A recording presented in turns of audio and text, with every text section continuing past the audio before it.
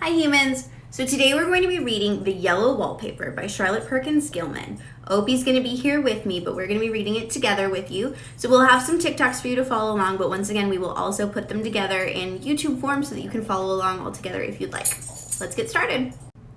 It is very seldom that mere ordinary people like John and myself secure ancestral halls for the summer. A colonial mansion, a hereditary estate, I would say a haunted house, and reach the height of romantic felicity. But that would be asking too much of fate. Still, I will proudly declare that there is something queer about it. Else, why should it be let so cheaply? And why have stood so long untenanted? John laughs at me, of course, but one expects that in a marriage. What? John is practical in the extreme. He has no patience with faith, an intense horror of superstition, and he scoffs openly at any talk of things not to be felt and seen and put down in figures. John is a physician, and perhaps, I would not say to a living soul, of course, but this is dead paper and a great relief to my mind. Perhaps that is one reason I do not get well faster. Sorry, what? The doctors not helping her get better? You see, he does not believe I am sick. And what can one do?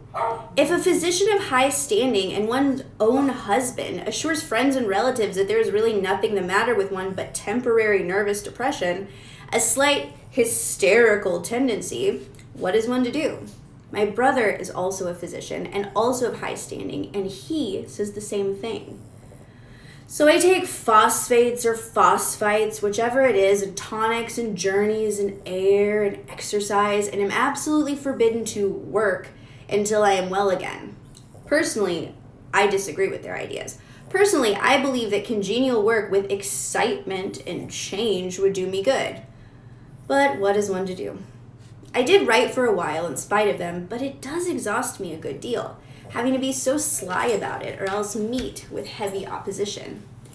I sometimes fancy that in my condition, if I had less opposition and more society and stimulus, but John says the very worst thing that I can do is to think about my condition, and I confess it always makes me feel bad.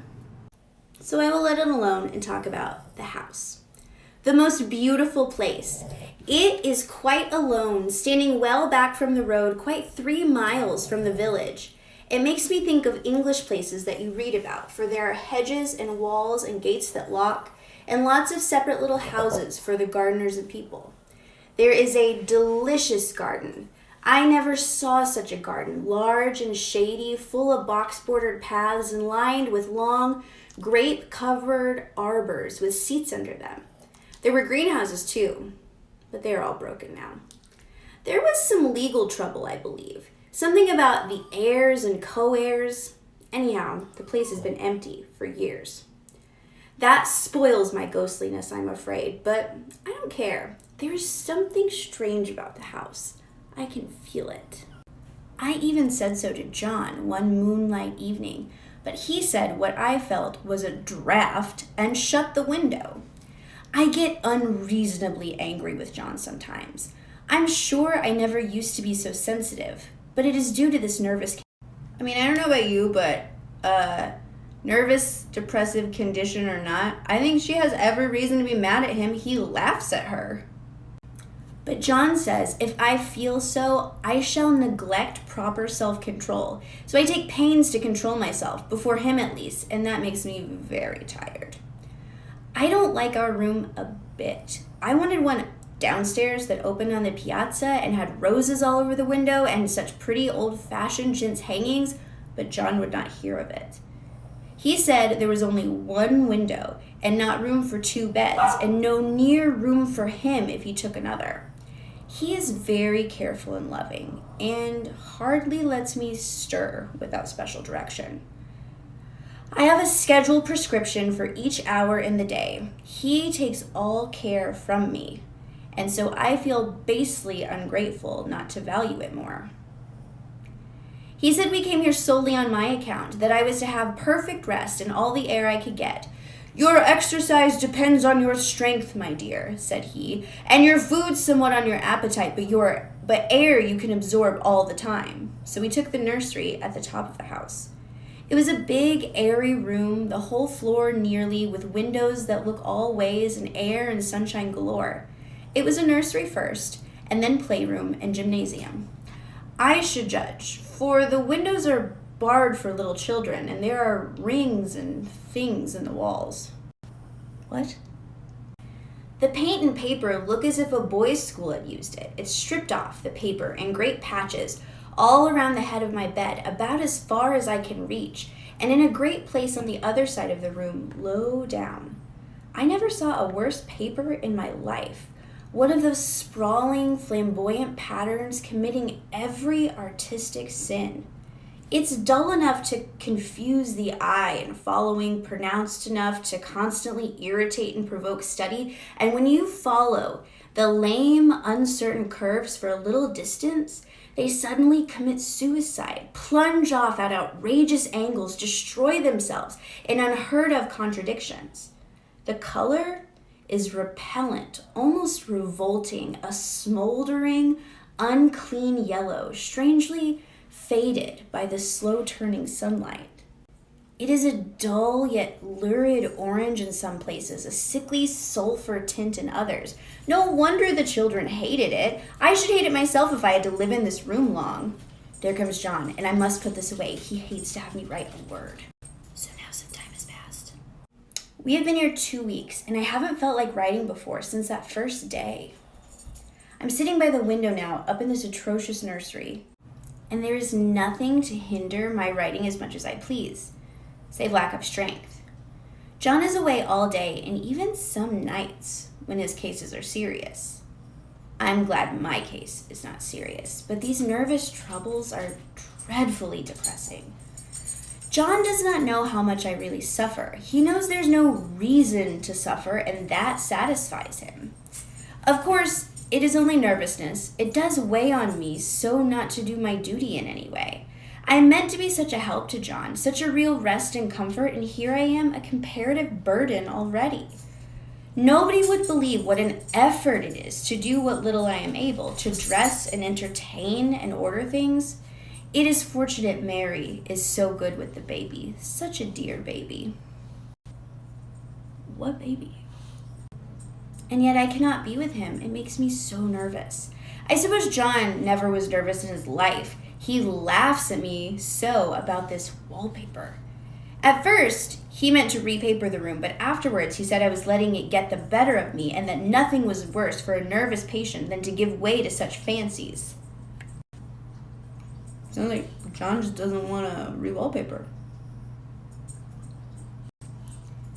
He said that after the wallpaper changed, it would be the heavy bedstead, and then the barred windows, and then that the gate at the head of the stairs, and so on. You know the place is doing you good, he said, and really, dear, I don't care to renovate the house just for a 3 months rental. Then do let us go downstairs, I said. There are such pretty rooms there. Then he took me in his arms and called me a blessed little goose, and said he would go down to the cellar if I wished and have it whitewashed into the bargain. But he is right enough about the beds and windows and things. It is an airy and comfortable room as anyone need wish, and of course, I would not be so silly as to make him uncomfortable just for a whim. I'm really getting quite fond of the big room, all but that horrid paper. Out of one window, I can see the garden, those mysterious deep-shaded arbors, the riotous old-fashioned flowers and bushes and gnarly trees. Out of another, I get a lovely view of the bay and a little private wharf belonging to the estate. There is a beautiful shaded lane that runs down there from the house. I always fancy I see people walking in these numerous paths and arbors, but John has cautioned me not to give way to fancy in the least.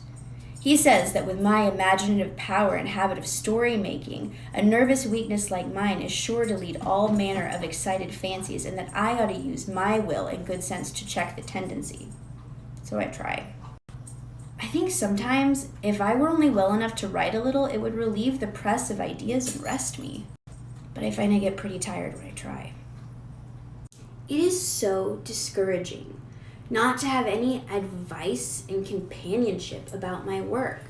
When I get really well, John says we will ask Cousin Henry and Julia down for a long visit, but he says he would as soon put fireworks in my pillowcase as to let me have those stimulating people about now. I wish I could get well faster, but I must not think about that. This paper looks to me as if it knew what a vicious influence it had. There's a recurrent spot where the pattern lolls like a broken neck and two bulbous eyes stare at you upside down. I get positively angry with the impertinence of it and the everlastingness. Up and down and sideways they crawl, and those absurd, unblinking eyes are everywhere. There is one place where two little breaths didn't match, and the eyes go all up and down the line, one a little higher than the other.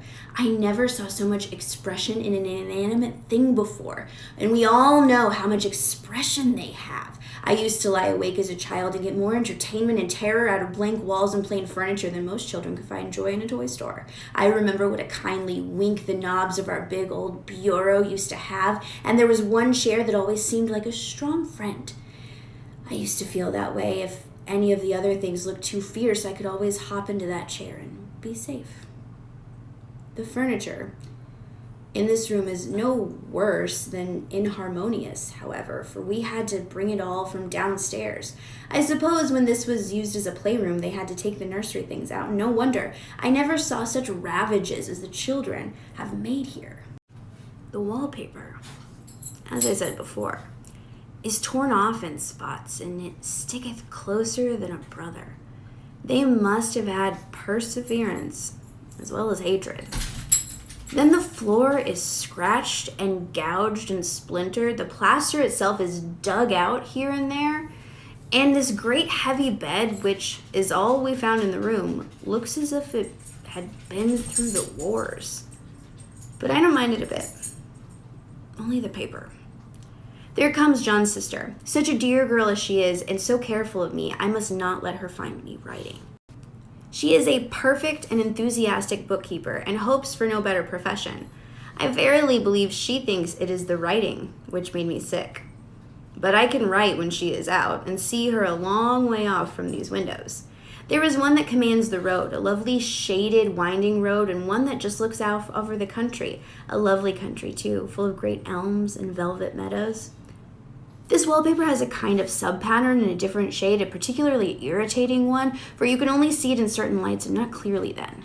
But in the places where it isn't faded and where the sun is just so, I can see a strange, provoking, formless sort of figure that seems to skulk about behind that silly and conspicuous front design. There's sister on the stairs. So girlfriend's seeing a figure in the wallpaper? Well, the 4th of July is over. The people are gone and I am tired out. John thought it might do me good to see a little company. So we just had Mother and Nellie and the children down for a week. Of course, I didn't do a thing. Jenny is used to everything now. But it tired me all the same. John says if I don't pick up faster, he shall send me to Veer Mitchell in the fall. But I don't want to go there at all. I had a friend who was in his hands once, and she says he is just like John and my brother, only more so. Besides, it is such an undertaking to go so far. I don't feel as if it was worthwhile to turn my hand over for anything, and I'm getting dreadfully fretful and querulous. I cry at nothing. And I cry most of the time. Of course, I don't when John is here, or anybody else, but when I'm alone. And I am alone a good deal just now.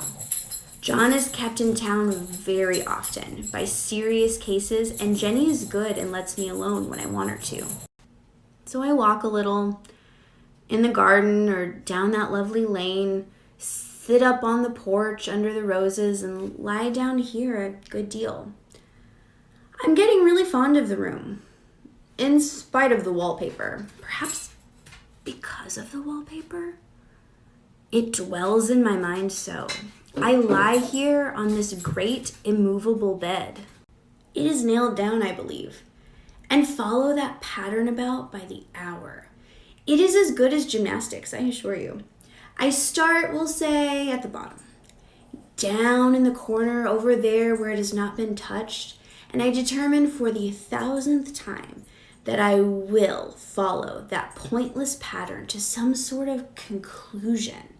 I know a little of the principle of design, and I know this thing was not arranged on any laws of radiation or alternation or repetition or symmetry or anything else that I ever heard of. It is repeated, of course, by the breaths, but not otherwise. Looked at it in one way, each breath stands alone. The bloated curves and flourishes, a kind of debased Romanesque with delirium tremens, go waddling up and down in isolated columns of fatuity. But on the other hand, they connect diagonally, and the sprawling outlines run off in great slanting waves of optic horror, like a lot of wallowing seaweeds in full chase. The whole thing goes horizontally, too. At least it seems so, and I exhaust myself in trying to distinguish the order of its going in that direction. They have used a horizontal breadth for a frieze, and that adds wonderfully to the confusion. There is one end of the room where it is almost intact, and there, when the cross lights fade and the low sun shines directly upon it, I can almost fancy radiation after all. The interminable grotesques seem to form around a common center and rush off in headlong plunges of equal distraction. It makes me tired to follow it. I will take a nap, I guess.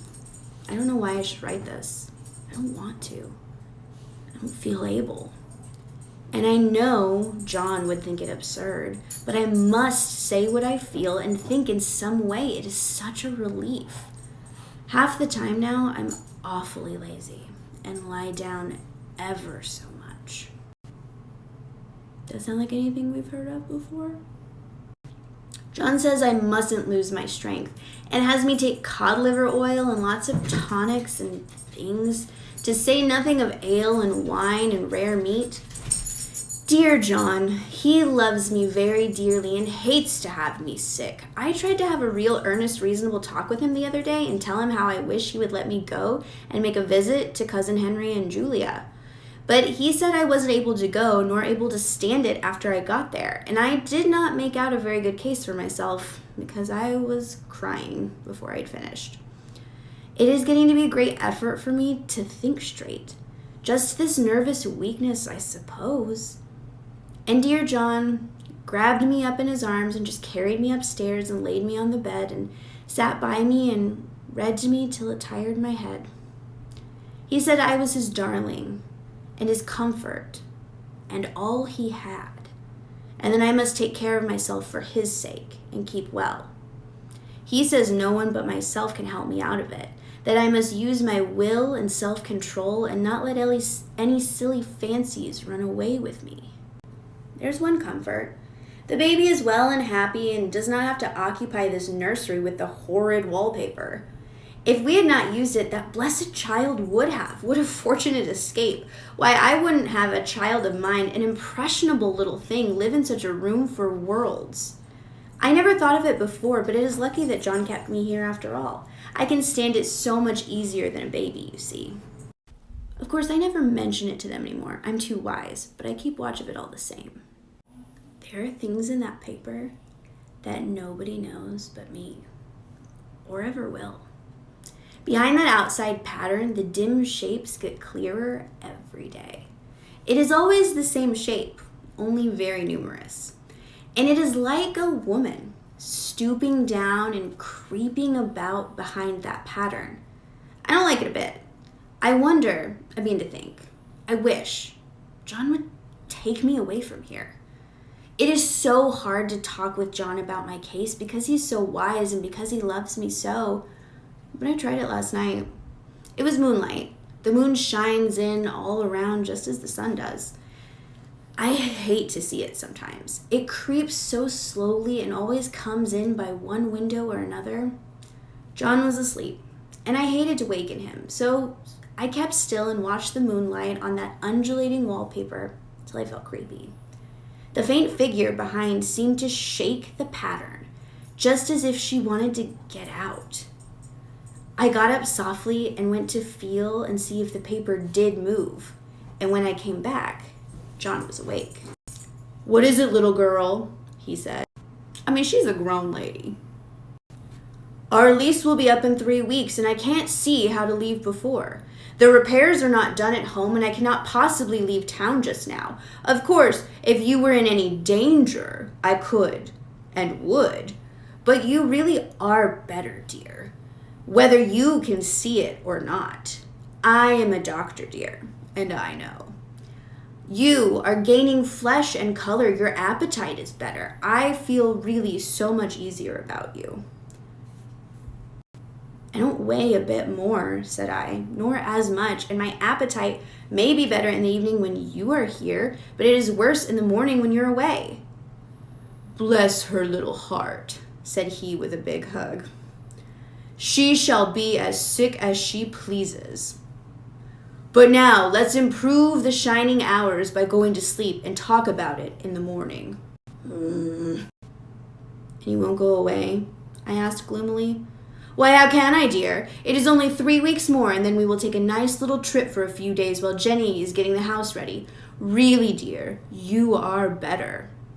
"Better in body, perhaps," I began and stopped short, for he sat up straight and looked at me with such a stern, reproachful look that I could not say another word. "My darling," said he, "I beg of you, for my sake and our child's sake, as well as for your own, that you will never for one instant let that idea enter your mind. There is nothing so dangerous, so fascinating to a temperament like yours. It is a false and foolish fancy." "It is a false and foolish fancy. Can you not trust me as a physician when I tell you so?" So of course I said no more on that score. And we went to sleep before long. He thought I was asleep first, but I wasn't, and lay there for hours trying to decide whether that front pattern and the back pattern really did move together or separately. On a pattern like this, by daylight, there is a lack of sequence, a defiance of law. That is a constant irritant to a normal mind.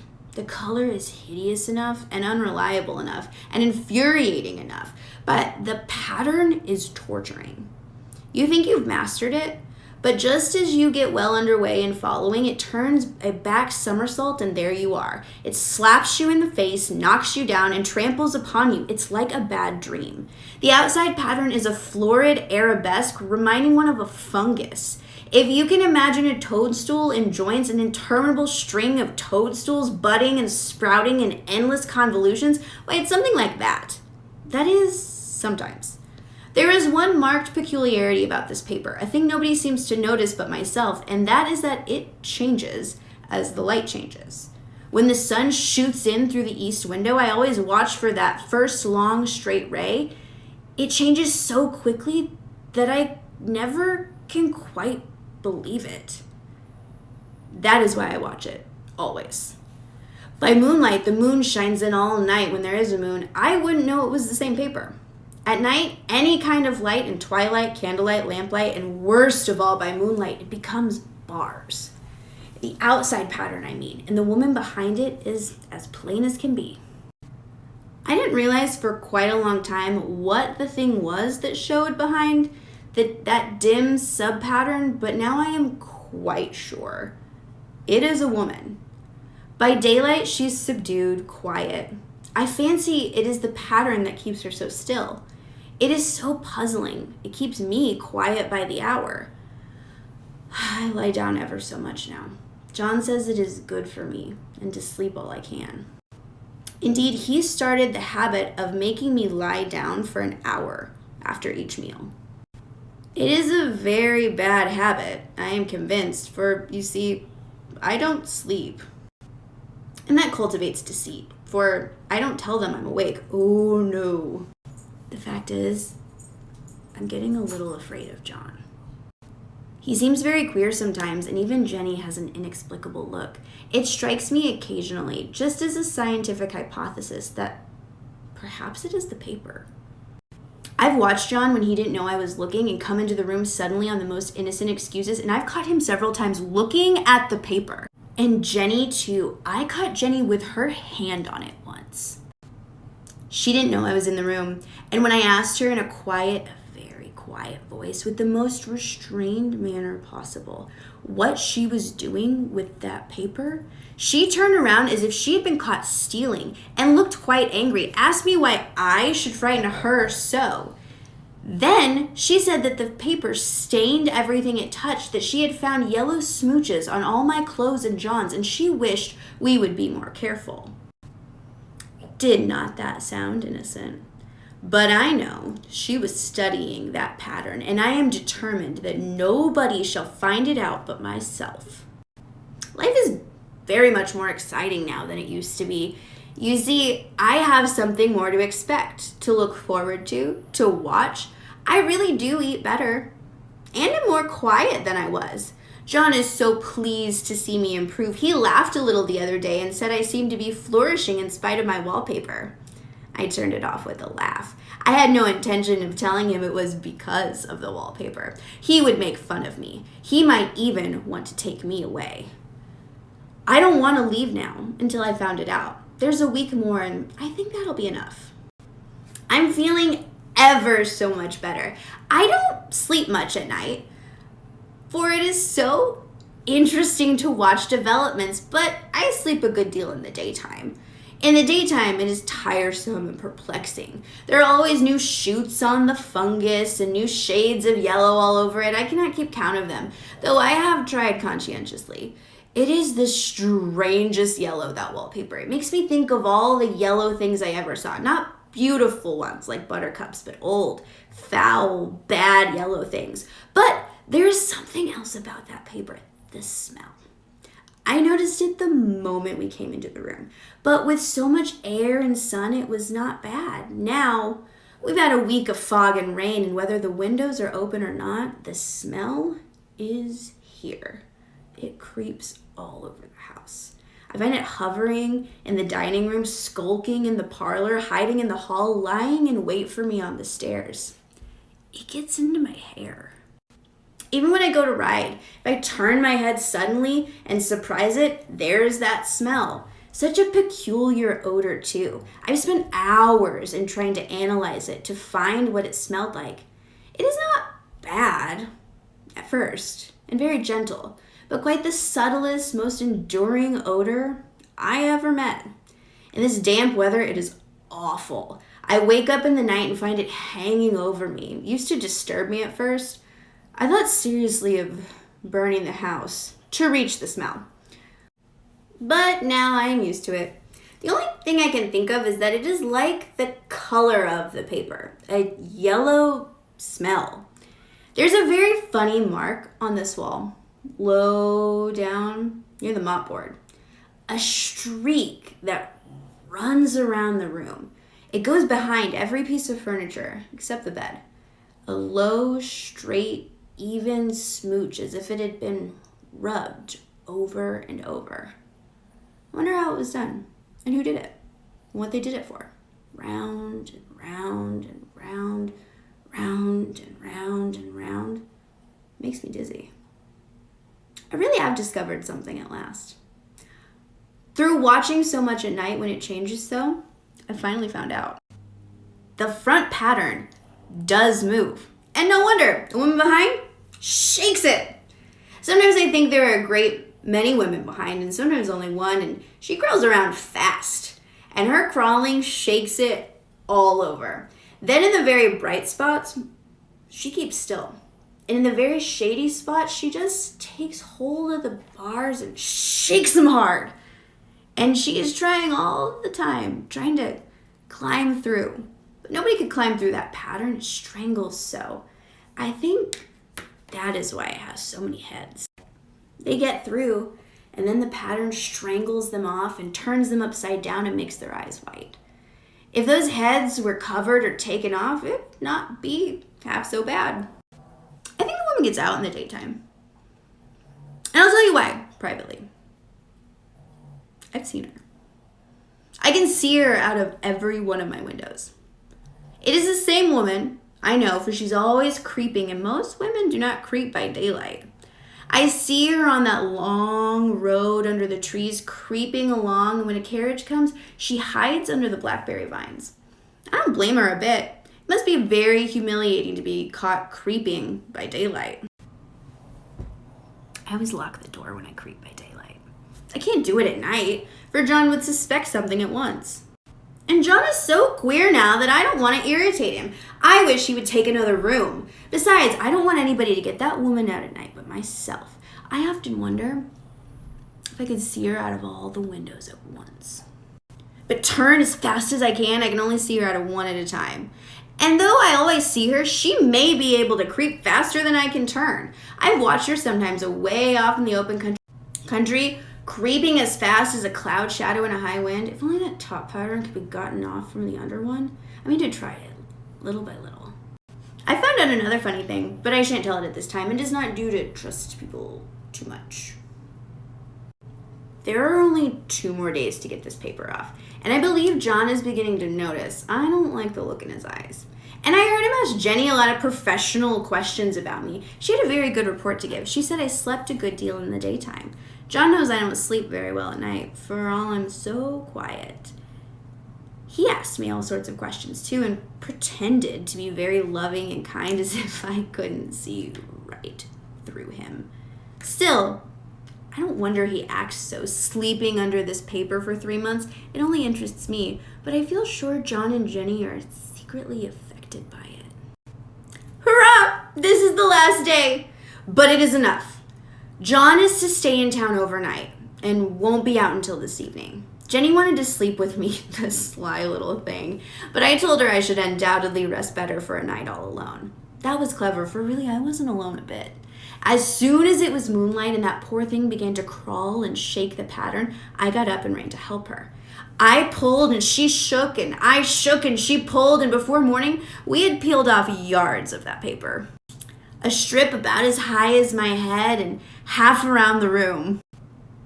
And then, when the sun came and that awful pattern began to laugh at me, I declared I would finish it today. We go away tomorrow, and they are moving all my furniture down again to leave things as they were before. Jenny looked at the wall in amazement, but I told her merrily that I did it out of pure spite at the vicious thing. She laughed and said she wouldn't mind doing it herself, but I must not get tired. How she betrayed herself that time. But I'm here, and no person touches that paper but me. Not alive. She tried to get me out of the room. It was too patent.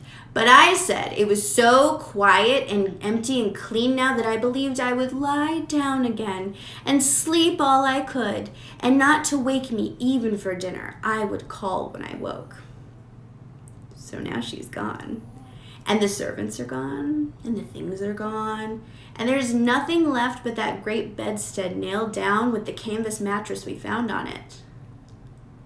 We shall sleep downstairs tonight and take the boat home tomorrow. I quite enjoy the room now that it's bare again. How those little children did tear about here. This bedstead is fairly gnawed. But I must get to work. I've locked the door and thrown the key down to the front path. I don't want to go out. And I don't want to have anybody come in till John comes. I want to astonish him. I've got a rope up here that even Jenny did not find.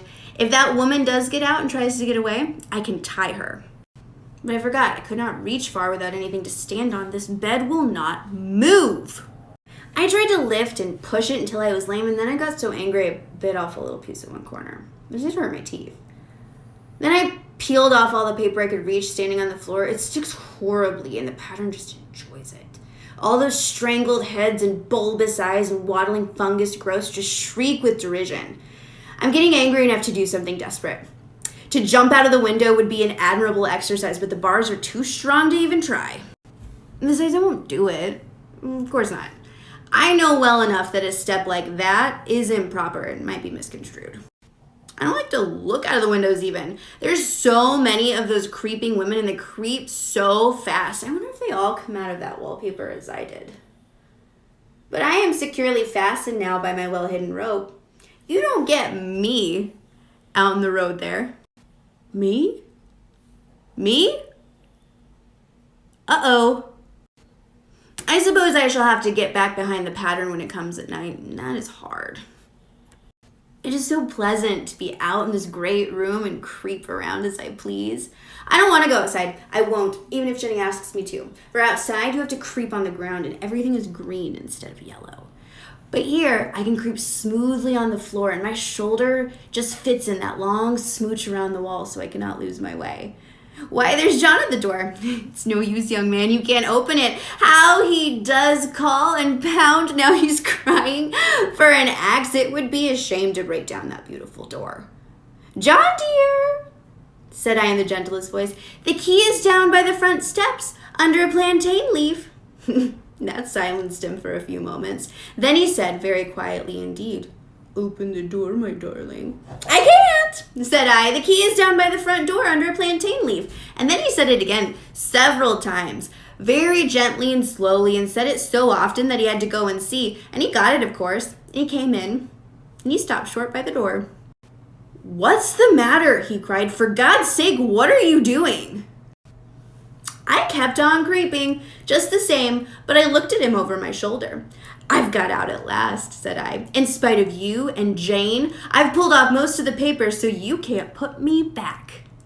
Now, why should that man have fainted? But he did, right across my path by the wall, so that I had to creep over him every time. Y'all,